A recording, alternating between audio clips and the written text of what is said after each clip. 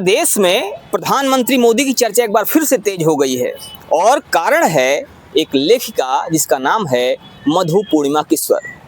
मधु पूर्णिमा किश्वर ने नरेंद्र मोदी पर एक किताब लिखी और उस किताब के बाद अचानक एक ट्वीट आता है। चूंकि किताब लिखना तो पहले की बात है, पुरानी बात है, लेकिन अभी हाल ही के उनके ट्वीट ने काफ़ी ज़्यादा धमाल मचाया हुआ है और कहीं ना कहीं उसको जोड़कर देखा जा रहा है नरेंद्र मोदी से। दरअसल नरेंद्र मोदी पर उन्होंने सनसनीखेज खुलासे भी किए हैं। उन्होंने कई ऐसी बातें कही हैं जिसको लेकर चर्चाओं का बाजार गर्म है और अगर सियासी गलियारों में देखा जाए तो सियासी गलियारों में इस बात की चर्चा बहुत तेज हो रही है कि आखिर सच्चाई क्या है। और इसी विषय पर बात करने के लिए हमारे साथ में वरिष्ठ पत्रकार शीतला तिवारी जी और साथ ही साथ वरिष्ठ पत्रकार भालचंद्र पांडे जी। हम इन दोनों से समझने की कोशिश करेंगे कि आखिर इस मामले की सच्चाई क्या है। किताब मोदीनामा लिखती हैं, उस मोदीनामा को लेकर इतनी चर्चाएं क्यों हैं। आइए बात करते हैं दोनों वरिष्ठ पत्रकारों से। तिवारी जी, मोदीनामा की चर्चा इस समय है, मधु पूर्णिमा किश्वर की चर्चा है। आखिर क्या वजह है कि मधु पूर्णिमा किश्वर अचानक से इतनी सुर्खियों में आ जाती हैं? और आपको क्या लगता है कि मधु पूर्णिमा किश्वर जो बातें कह रही हैं, मोदी जी को लेकर जो बातें हो रही हैं, वो बातें कितना सही हैं? क्या इसमें कोई सच्चाई है या सिर्फ राजनीतिक सुर्खियां बनने के लिए मधु पूर्णिमा किश्वर ने मोदी जी का यूज किया है? देखिए, सबसे पहले हमारे जितने दर्शक भाई हैं सबको बहुत बहुत प्रणाम। पांडे जी, आपने जो बात रखी यहाँ कि मोदीनामा के बारे में, हालांकि मैं आपको बता दूं मोदी की वह बहुत क्लोज थी और अगर कोई किसी के बारे में बायोग्राफी लिख रहा है तो वह जरूर है कि उनके जीवन संबंधित तमाम उनकी जानकारी सब अपने पास रखता है। इसीलिए अब इतना बड़ा उनका अचानक आरोप लगा देना। और अगर हम लोग चले 2014 में जब पहली बार नरेंद्र मोदी जब चुनाव लड़े थे बनारस से, वाराणसी से वह जीते भी और प्रधानमंत्री जब वह बने थे तो स्मृति ईरानी भी चुनाव लड़ी थी, लेकिन स्मृति ईरानी जो है चुनाव हार गई थी। अब यह था कि स्मृति ईरानी जो है वह राहुल गांधी के खिलाफ चुनाव लड़ी थी, इसलिए स्मृति ईरानी को जो है देश का सबसे अहम मंत्रालय मानव संसाधन मंत्री जो है बना दिया गया। उसके बाद इतना ही नहीं, उसके बाद जो है देश का सबसे बड़ा मंत्रालय शिक्षा विभाग यह भी उनको दिया गया। यानी कहने का तात्पर्य यह है कि वह चुनाव जीती नहीं, लेकिन फिर भी, हालांकि लोग तो यहाँ तक कहते हैं कि पीएम नरेंद्र मोदी का जो बंगला है और स्मृति ईरानी का जो बंगला है वह भी पास हुआ करता है। यानी तमाम गंभीर आरोप जो है नरेंद्र मोदी प्रधानमंत्री पे लगे। लेकिन उसके बाद जो है जब 2014 के बाद जब फिर चुनाव हुआ 2019 में, तो आपकी जो स्मृति ईरानी है वह चुनाव जीती। राहुल गांधी हालांकि अमेठी से चुनाव हार गए, लेकिन राहुल गांधी जो है एक जगह और थे चुनाव, वो मतलब वहां से जीते थे यहाँ से। फिर उनको जो है महिला बाल विकास मंत्री यानी वह बराबर मंत्री रही। तो कहने का तात्पर्य धीरे धीरे 19 के बाद जो है वह दूरी बनने लगी स्मृति ईरानी और नरेंद्र मोदी में, और बाद में उन्हीं के पद चिन्हों पर चलने की कोशिश करने लगी जो है कंगना रनौत। हालांकि कंगना रनौत उतना सुलझी जो है सांसद नहीं थी कि वह उनकी कॉपी कर पाती, लेकिन जरूर जिस तरीके से बार बार बिना बात का जो है स्मृति ईरानी जो है राहुल गांधी पर आरोप प्रत्यारोप करना, जो चीज इनको जानकारी था वह भी नहीं था वह भी।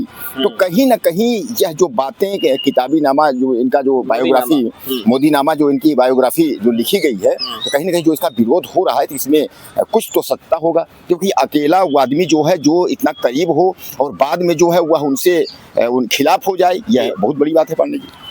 तो जो आदमी उनके करीब था वो आदमी खिलाफ हो जाए, बहुत बड़ी बात है। और सबसे बड़ी जरूरी चीज़ जो है यहाँ पे, सबसे जो अहम चीज़ है वो ये है कि इन चीज़ों की टाइमिंग देखी जानी चाहिए।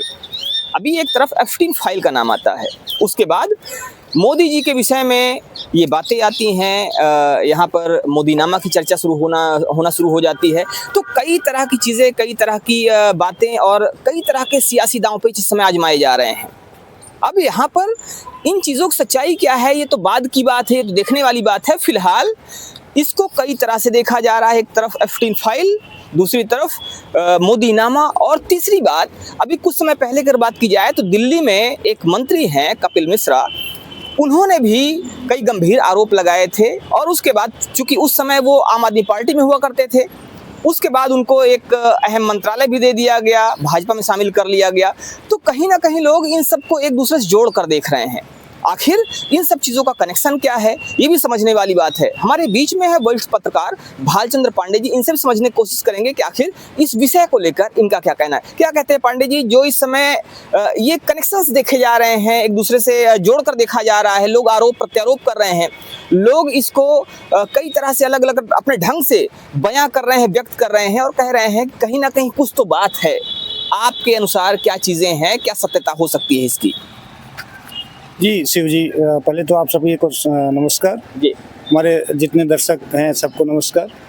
देखिए, जब से 24 का चुनाव बीता है और मोदी जी का तीसरा कार्यकाल शुरू हुआ है, तब से मोदी जी पर ना कई आरोप लगे हैं।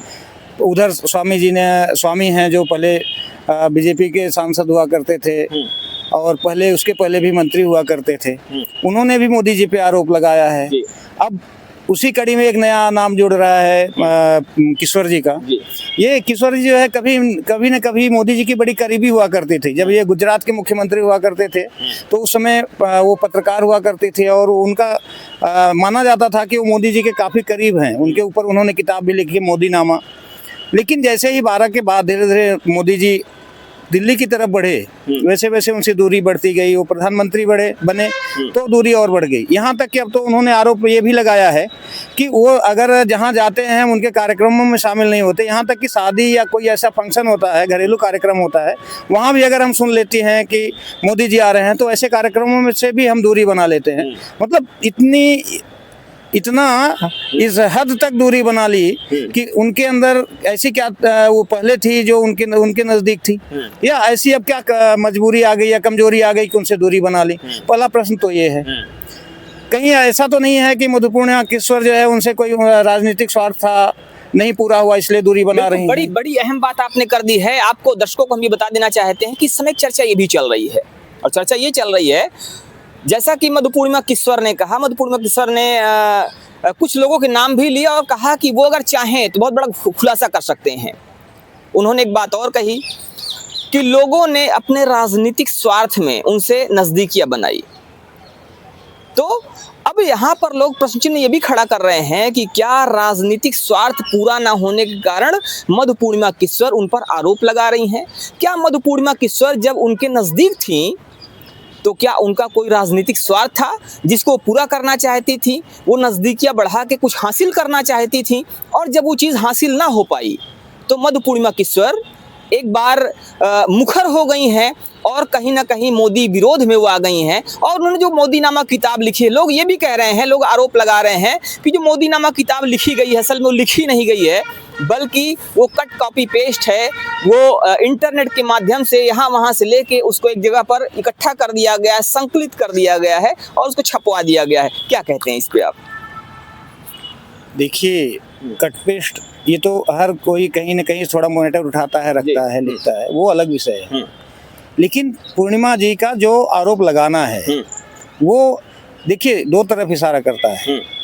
10 साल हो गया उनका कार्यकाल पूरा हो गया, तीसरा कार्यकाल लगभग तीसरे में भी 2 साल का समय चल जाता रहा। क्या इसके पहले भी तो उनके संज्ञान में था, ये सब खबरें थी, पहले नहीं आरोप लगा सकती थी? मोदी के पहले कार्यकाल में भी तो आरोप लग सकते थे, क्योंकि आज का तो है नहीं उनके ऊपर आरोप लग सकता था। तो कहीं ना कहीं ये भी देखा जाना चाहिए ना कि जो मधुपूर्णिमा किशोर हैं जो आरोप लगा रही हैं, क्या किसी न किसी राजनीतिक द्वेषवश तो नहीं लगा रही हैं? तो अगर राजनीतिक द्वेषवश लगा रही हैं, क्योंकि आज देखिए ढेर सारे लोग ऐसे हैं कि उनका राजनीतिक स्वार्थ पूरा नहीं होता तो पार्टी से या सत्ता से दूरी बना लेते हैं, उसी की बुराई करने लगते हैं। तो कहीं ना कहीं इसके मुद्दे पृष्ठभूमि में जाना चाहिए और देखना चाहिए कि जो पूर्णिमा किशोर हैं, मधुपूर्णिमा किशोर हैं, उनका आरोप लगाने का आधार क्या है, क्या वास्तव में सत्य है, उसमें सत्यता है, तो उसकी जांच होनी भी चाहिए।